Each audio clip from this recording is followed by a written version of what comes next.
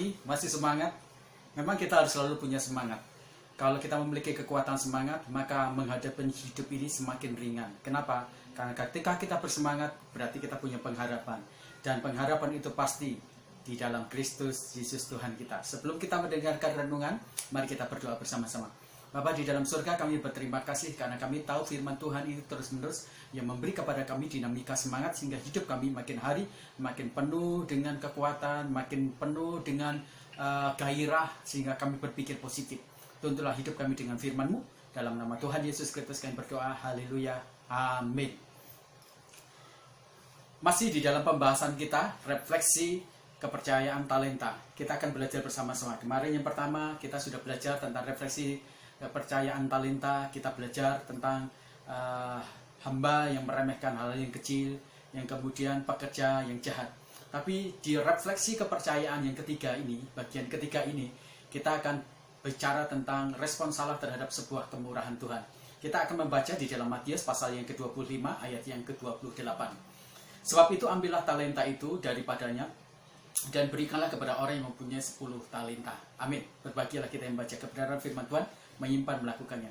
Segala yang Tuhan percayakan di dalam kehidupan kita, entah itu berhubungan dengan keterampilan fisik, keterampilan motorik, otak, bakat, karunia rohani, semua yang Tuhan percayakan dalam hidup kita semuanya, itu memang harus dan pantas untuk dikembangkan dan dimultifikasikan.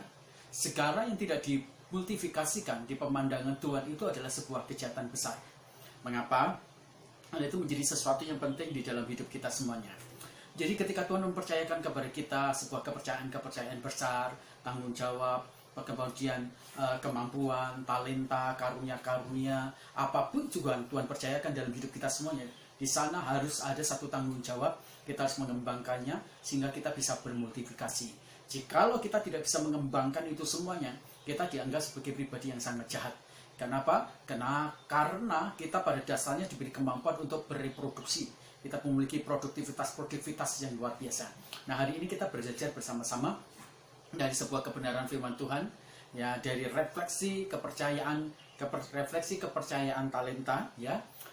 Hari ini kita akan berbicara tentang respon salah terhadap kemurahan Allah. Sekali lagi, ketika kita tidak mengembangkan bakat, talenta, kemampuan, dan segala sesuatu yang Tuhan percayakan dalam hidup kita semuanya, maka kalau tidak bermultiplikasi, maka itu dianggap sebagai sesuatu kejahatan. Mengapa? Mari kita belajar bersama-sama. Yang pertama adalah karena ketika kita tidak mengembangkan bakat, talenta, karunia, dan segala sesuatu yang Tuhan percayakan dalam hidup kita semuanya, itu berarti kita sengaja mematikan potensi besar yang Tuhan berikan di dalam hidup kita semuanya.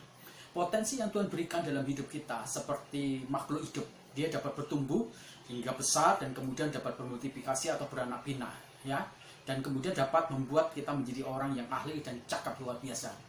Tujuan utama Tuhan mempercayakan kepada kita semuanya, entah itu talenta, entah itu berkat, segala sesuatu pokoknya di dalam hidup kita semuanya, itu bukan hanya bermultiplikasi, berkembang biak banyak akhirnya, tetapi itu juga harus dalam kerangka menyenangkan hati Tuhan. Dalam kerangka itu tujuannya Tuhan. Dalam kerangka benar-benar akhirnya Tuhan disaksikan di sana. Hamba yang dipercaya oleh Tuhan memendam talenta itu hanya karena dia merasa dipercayai dengan hal yang kecil, kemudian dia menjadi seperti begitu marah, seperti dia dihargai, seperti dia disepelekan, seperti dianggap remeh. Dan apa yang terjadi? Tindakan yang paling luar biasa yang dia lakukan itu sebagai bagian dari tindakan yang sangat-sangat bertentangan dengan tindakan yang harusnya multiplikasi adalah dia mengubur talenta itu di tanah. Dia sengaja melakukan itu semuanya. Sikap yang secara sengaja mengubur talenta yang Tuhan percayakan itu pasti berhubungan dengan sanksi Tuhan. Kita sering mengubur talenta dengan menolak segala pelayanan. Kita sering kali mengubur talenta kita dengan alasan-alasan, saya kan kerja, sekarang udah capek, nggak mungkin lagi ada waktu. Nah, kita karena sibuk kerja, akhirnya kita memberikan alasan, memberikan sebuah alibi bahwa berdasarkan karena kita capek, saya tidak mau lagi melayani Tuhan. Berdasar karena saya kerja keras, saya nggak mau. Maka itu bisa berbahaya di dalam hidup kita, karena itu bisa ditangkap sebagai sesuatu yang berkaitan dengan pembangkangan terhadap instruksi yang datang dari Tuhan. Ya, menolak segala pelayanan-pelayanan berdasarkan alasan-alasan apapun juga, dengan alasan-alasan segudang apapun juga, itu yang akan membahayakan. Ada orang berkata, saya nggak bisa melayani karena hati saya terluka, saya kecewa. Karena apa? Karena manusia. Karena siapa? Teman-teman pelayanan. Karena siapa? Karena Tuhan. Kenapa? Doa saya nggak dijawab. Kenapa? Karena saya miskin. Kenapa? Sakit saya nggak sembuh. Kenapa? Karena pendeta. Dan semua alasan-alasan yang membuat kita kemudian mengubur talenta itu, mengubur segala potensi yang Tuhan berikan kepada Tuhan, itu dianggap sebagai kejahatan yang serius. Maka jangan sampai kita kemudian menjadi pribadi-pribadi yang berespon salah terhadap kasih karunia, berespon salah terhadap tanggung jawab, talenta yang Tuhan berikan dalam hidup kita semuanya. Jangan matikan potensi yang Tuhan berikan dalam hidup kita semuanya. Jangan karena kecewa, jangan karena marah, jangan karena doamu tidak dijawab, jangan karena capek, jangan karena sibuk kerja, jangan cari alasan apapun juga. Karena talenta itu akan dipertanggungjawabkan kepada Tuhan.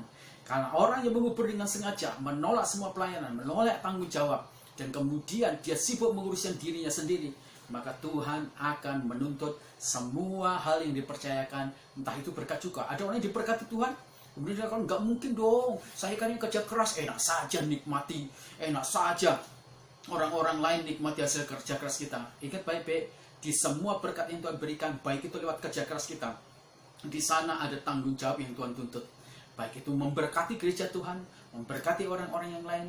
Jadi jangan sampai kemudian kita tidak bermultiplikasi dengan segala talenta, dengan berkat dan segala potensi yang Tuhan berikan kepada kita semuanya. Yang kedua, mengapa orang yang berespon salah terhadap sebuah kepercayaan dan anugerah kasih dari Tuhan itu dianggap sebagai sesuatu yang sangat jahat? Yang kedua, karena sengaja pekerja itu atau hamba itu melepaskan dari tanggung jawab yang Tuhan tuntut di dalam hidup kita semuanya. Yang dipercaya satu talenta itu mengubur. Ia ingin bebas dari tanggung jawab yang dibebankan di dalam diri dia. Dia berpikir dengan mengubur ia tidak akan punya tanggung jawab lagi. Dengan mengubur itu dia berpikir dia tidak akan lagi dituntut lagi. Dia tak perlu capek lah bekerja memberdayakan talenta dia. Dia nggak perlu capek lah. Ngapain sih? Saya udah ngurusin pekerjaan saya, ngurusin keluarga saya, ngurusin diri saya, kuliah saya, sekolah saya udah capek. Gak perlu lagi lo mikir talenta Tuhan, gak perlu lagi lo mikir orang lain, gak perlu lagi lo mikir pekerjaan Tuhan, mikir pelayanan lagi, gak mungkin lah. Itu sama saja seperti mengubur. Dan ingat, sama seperti pekerja tadi, ketika dia mengubur, berarti dia melakukan suatu tindakan yang secara sengaja itu mematikan potensi yang Tuhan diberikan dalam hidup kita semuanya.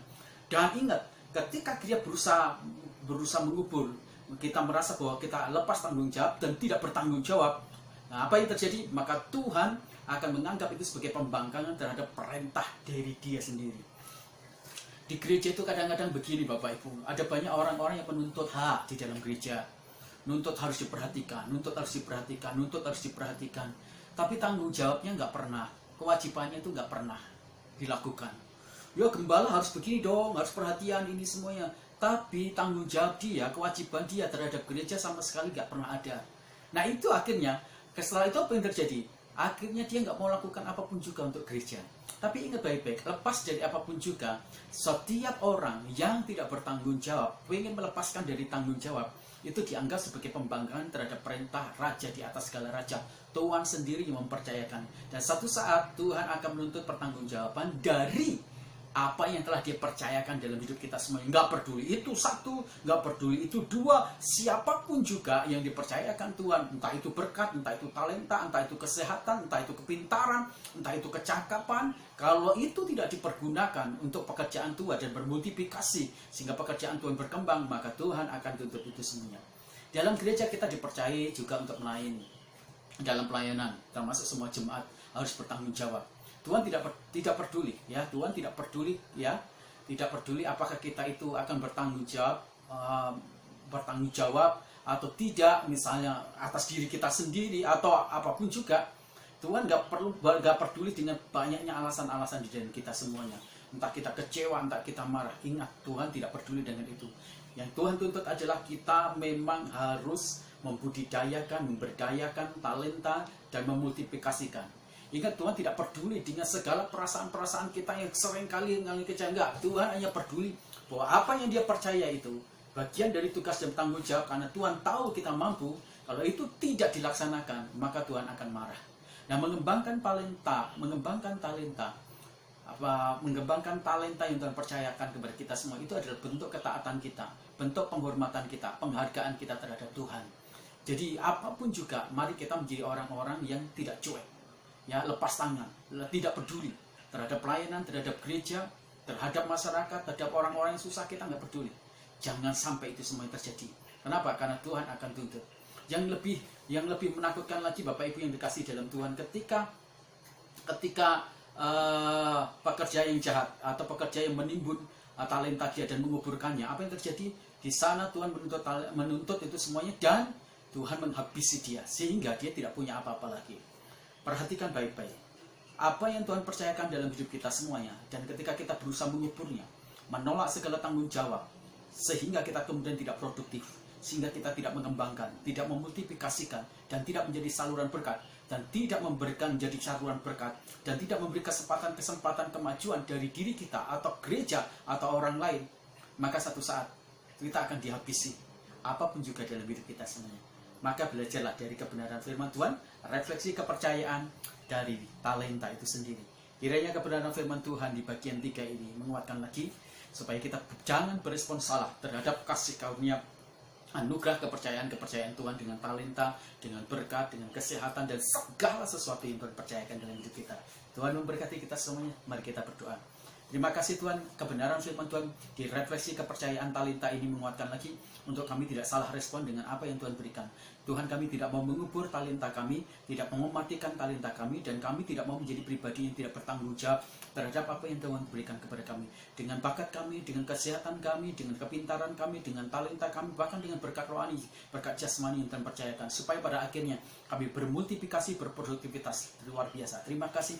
Kami berdoa terus-menerus Tuhan juga untuk bangsa dan negara kami, yang Kau memberkati bangsa negara kami, berkati bangsa negara kami menjadi bangsa yang betul-betul kuat, menjadi bangsa yang benar-benar Tuhan menjadi berkat bagi bangsa lain. Berkati presiden kami dalam menangani COVID-19, Tuhan Engkau campur tangan, berkati banyak kebijakan-kebijakan, banyak juga keputusan-keputusan yang diambil dalam Tuhan dalam proses menyelesaikan masalah-masalah Indonesia. Biarlah Tuhan dia disertai dengan takut dan hikmat-Mu sehingga dia bisa mengurai luar biasa.